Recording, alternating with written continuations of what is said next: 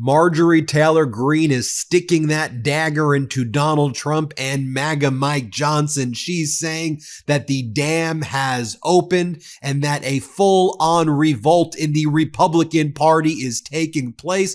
She's essentially saying that MAGA is dead, and she's saying it on CNN. And she's saying now, because she's talking about affordability, and CNN is as well, state regime media, which calls itself Fox, they want to pretend that they're talking about affordability. And Marjorie Taylor Greene says that this is a disaster for Donald Trump and MAGA Mike Johnson, and a disaster of their own making. And she says, just watch what's going to happen as you screw over the American people and take away their health care. The American people are going to screw you out of jobs, because what you've done is absolutely unforgivable. Let's take a look at what Marjorie Taylor Greene is saying. She says the dam is breaking, and what she points to is a vote that we covered here on the MeidasTouch Network that's not getting enough attention. There was another discharge petition that was pushed through the House of Representatives in addition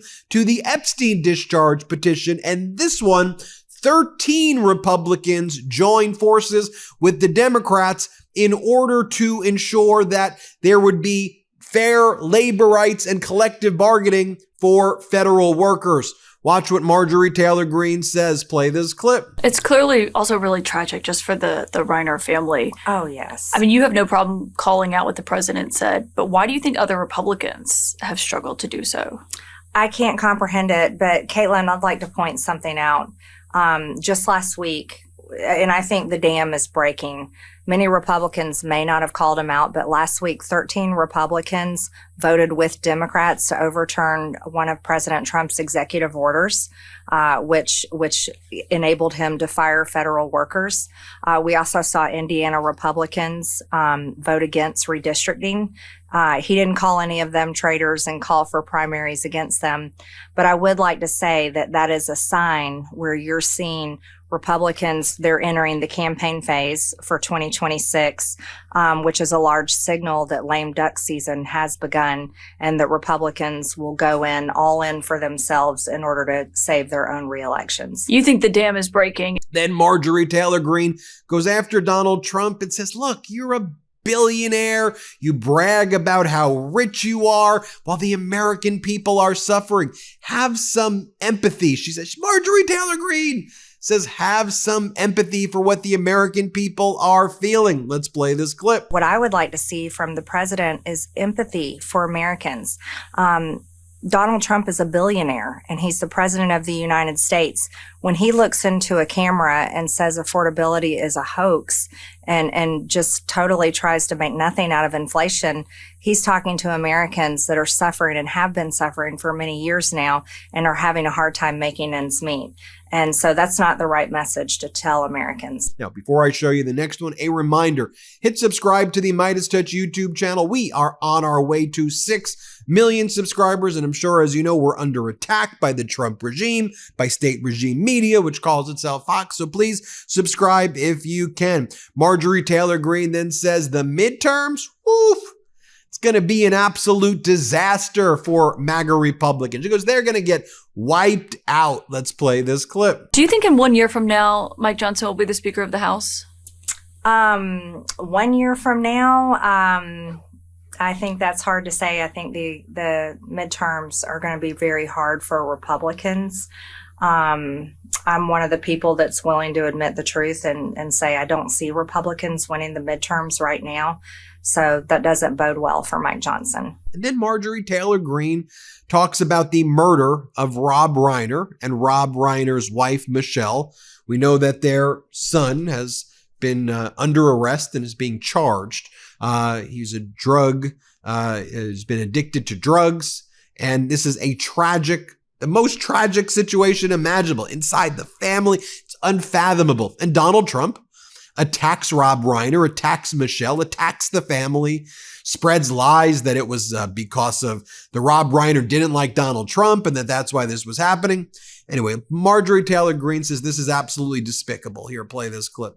His supporters, including myself, we didn't appreciate hearing the president, who himself was shot And after Charlie Kirk's horrific murder, we didn't appreciate, even if you don't agree with Rob Reiner politically, there was no reason for his statement to be the statement that he made. Yeah, when he says, I mean, it was just in the immediate aftermath of us finding out about Rob Reiner, and obviously now his son has been taken into custody. You've said that his murder was not about politics or political enemies. The president called him bad for our country and said he was a deranged person as far as Trump is concerned.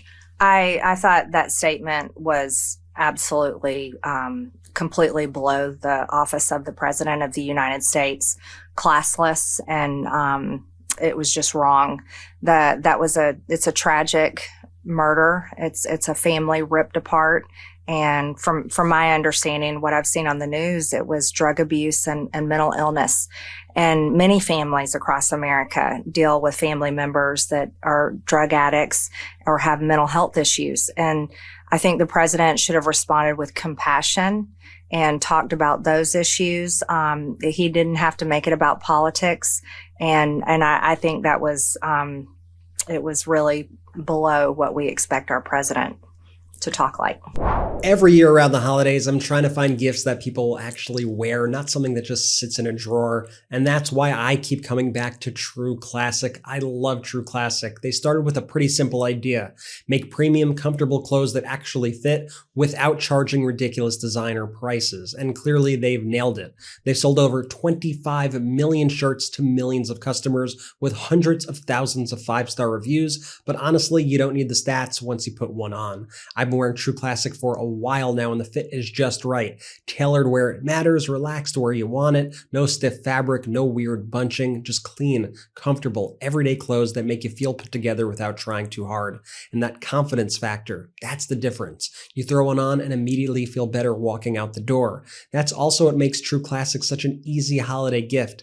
It works for everyone: dads, brothers, partners, and now they've got options for women and kids too. Same comfort, same quality, same great fit, just for the whole family. You get that polished look, incredible feel, and a price that won't blow up your holiday budget. So skip the overpriced designer stuff this year. Give comfort, give confidence, give True Classic. You can find them at Amazon, Target, Costco, and Sam's Club, or head to trueclassic.com/Meidas to grab the perfect gift for everyone on your list. That's trueclassic.com/Meidas, MEIDAS. Then Marjorie Taylor Greene says, do not forget about these Epstein files. And she says that the victims, the survivors, have a list of rich and powerful men, and they want to release those names. Here, play this clip. You mentioned the few places where you've broken with him, including on the Epstein files and having those released. The DOJ deadline is Friday. And Susie Wiles was actually pretty critical of the Justice Department's handling of this so far. She said there is no client list, and it sure as hell wasn't on Pam Bondi's desk. Why do you think the Attorney General said that it was then? I'm not sure. I don't have specifics on that, but I've listened to the women themselves. And the women themselves, a smaller portion of them, which is, there's a lot of them. They think there's around 1,000 victims, but a smaller portion of these women say that there is a list of men, rich, powerful men, that they were passed around to. Now, that's a list that they have kept to themselves, frankly, because they're terrified. These women don't have money to pay attorneys if they get sued. Every expense comes out of their own pockets. And after death threats that I've received, supporting and keeping my name on the discharge petition, for the first time, I can understand exactly what they've been intimidated by for so many years. So as far as what Susie Wiles and Pam Bondi were talking, I can't speak to specifics on that, but I can speak to what the women have told me. Now, while Marjorie Taylor Greene is saying that the dam is opening, let's take a look at what's happening on Capitol Hill. From Katie Turr Reports. Let's take a look at this Capitol Hill reporter here. Play this clip. Well, there's a lot of news, and I'll tell you right now, Katie, there's something else that's going on right now at this moment. House Republicans are on the floor about to lose another vote, a key vote that would allow them to bring a series of bills to the floor of limited interest, Katie, to most people on planet Earth, but of intense interest to me. They are losing a bill that would allow them to bring up a permitting reform bill. This House Republican conference, Katie, is just an unmitigated disaster. I mean, it's just, and we see right here, 206 to 210, 6 Republicans voting against the resolution. They cannot get anything done on healthcare. They have a bill on the floor this week that's just a bunch of warmed over Republican healthcare policies that they've already passed this Congress. Moderate Republicans, the majority makers, Katie, the people that made Mike Johnson the speaker, and before that, Kevin McCarthy the speaker, they want to vote on extending these premium subsidies for Obamacare, the same thing we've been now talking about for 5 or 6 months. They are, the speaker is not allowing that to happen in short. He wants them offset with other budget cuts. He has concerns about pro-life provisions in these subsidies, and the moderates are just furious with him. But Katie, the entire conference is getting pretty tired of this. I mean, ever since the shutdown, they have not, and frankly, ever since July, they've not been able to get their act together.